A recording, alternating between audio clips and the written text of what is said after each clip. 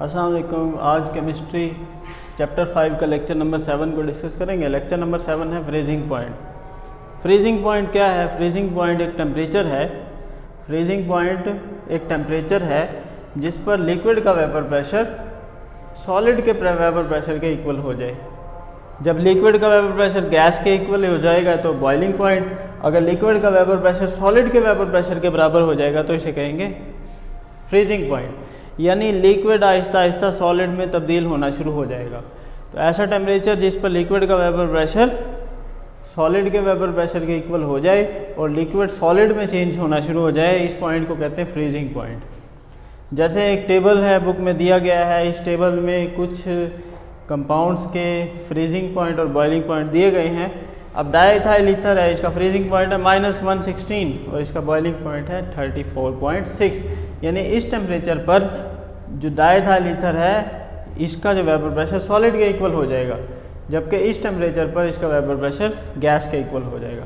इस तरह ethyl alcohol है -115 78। इसी तरह water 0 freezing point 100 boiling point. N octane का -57 freezing point 126 boiling point. Acetic acid 16.6 freezing point और 118 बॉइलिंग पॉइंट। यानी एसिटिक एसिड जो है 16.6 पर सॉलिड में चेंज हो जाता है। इसे आमतौर पर ग्लेशियल एसिटिक एसिड भी कहा जाता है, ग्लेशियल एसिटिक एसिड। उसके बाद है डिफ्यूजन। डिफ्यूजन सेकंड टॉपिक है। डिफ्यूजन क्या है? The movement of molecule from the area of higher concentration to lower concentration. Molecule का हायर कंसंट्रेशन से लोअर कंसंट्रेशन की तरफ मूव करना, इसे कहा जाता है डिफ्यूजन। जैसे इंक डिफ्यूज करती है वाटर में, अगर वाटर में इंक का एक ड्रॉप डाल दें तो इंक जो है थोड़ी देर के बाद वाटर मॉलिक्यूल में फैल जाएगी, तो इंक डिफ्यूज करती है वाटर में, डिफ्यूजन की एग्जांपल है। फिर डिफ्यूजन के फैक्टर हैं। फैक्टर को याद करने के लिए आप ये लफ्ज़ याद कर सकते हैं, सिट्स, SITS। जैसे वेपोरेशन में जो है सिट, surface area, intermolecular force, temperature, यहाँ पर 4 फैक्टर है, सिट्स है इसको याद करने के लिए। अब साइज़ ऑफ मॉलिक्यूल, यानी कि जो डिफ्यूजन है वो साइज़ ऑफ मॉलिक्यूल पर डिपेंड करती है। जो स्मॉल साइज़ मॉलिक्यूल होते हैं वो जल्दी डिफ्यूज़ होते हैं then larger size molecule.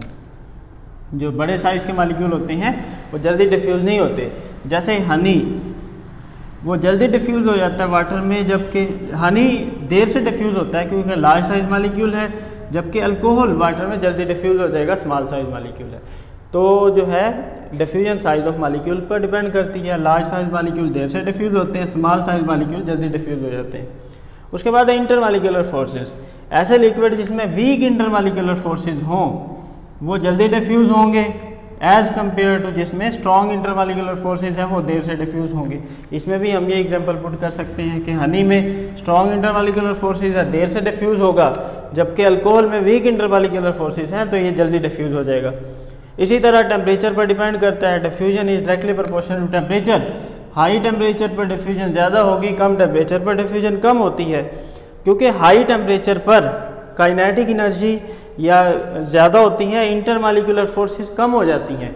Intermolecular forces कम होने से मॉलिक्यूल जल्दी डिफ्यूज़ हो जाते हैं, जबकि लो टेम्परेचर पर इंटरमॉलिक्यूलर फोर्सेस ज़्यादा होती हैं तो मॉलिक्यूल जल्दी डिफ्यूज़ नहीं हो सकते। उसके बाद लास्ट है शेप ऑफ मॉलिक्यूल। मॉलिक्यूल जो है ना, वो जो डिफ्यूजन है वो शेप ऑफ मॉलिक्यूल पर भी डिपेंड करती है। जैसे एक मॉलिक्यूल है उसका लीनियर शेप है, जैसे लीनियर शेप मॉलिक्यूल है, इस तरह का मॉलिक्यूल लीनियर शेप मॉलिक्यूल वो जल्दी डिफ्यूज़ हो सकता है। इस तरह इर्रेगुलर शेप मॉलिक्यूल, अगर एक मॉलिक्यूल इर्रेगुलर शेप का है वो देर से डिफ्यूज़ होगा।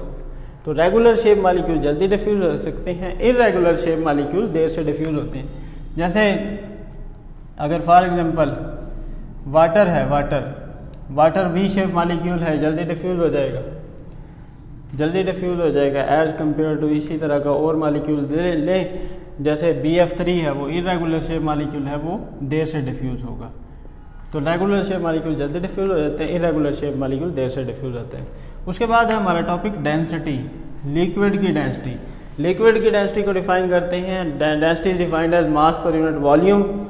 लिक्विड जो हैं वो डेंसर होते हैं, गैसेस से ज़्यादा डेंसर होते हैं, क्योंकि लिक्विड्स के मॉलिक्यूल्स क्लोजली स्पेस्ड होते हैं, जबकि गैस के मॉलिक्यूल्स दूर दूर होते हैं। तो लिक्विड के मालिक्यूल्स क्लोजेस्ट पेयर्स होती हैं, इंटरमॉलिक्यूलर फोर्सेस इनमें गैसेस से ज़्यादा होती हैं। गैसेस से ज़्यादा होने की वजह से इनकी डेंसिटी गैसेस से ज़्यादा होती है। जैसे एक कंपैरिजन में देखें तो वाटर की डेंसिटी एयर की डेंसिटी से ज़्यादा होती है। वाटर लिक्विड है, एयर गैस है। तो वाटर की डेंसिटी है 1 ग्राम पर सेंटीमीटर क्यूब, जबकि एयर की डेंसिटी है 0.001। तो इसीलिए हम कह सकते हैं रेन ड्रॉप फॉल डाउनवर्ड। ये क्वेश्चन भी आता है कि why rain drop fall downward, क्योंकि वाटर की डेंसिटी ज़्यादा है, एयर की डेंसिटी कम है, इसीलिए बारिश का कतरा जो है ऊपर से नीचे की तरफ मूव करता है। इसी तरह सेकंड क्वेश्चन यहाँ से आता है कि why kerosene oil float over water while honey settle down. Kerosene oil water के ऊपर फ्लोट क्यों करता है जबकि हनी सेटल डाउन क्यों हो जाता है? इसकी भी यही वजह है, डेंसिटी की वजह से। कैरोसिन ऑयल की डेंसिटी वाटर से कम होती है तो वाटर पे फ्लोट करता है, जबकि हनी की डेंसिटी वाटर से ज़्यादा होती है तो वो सेटल डाउन हो जाता है। ये था आज का हमारा लेक्चर। इंशाल्लाह नेक्स्ट लेक्चर में सॉलिड स्टेट को डिस्कस करेंगे। Thank you.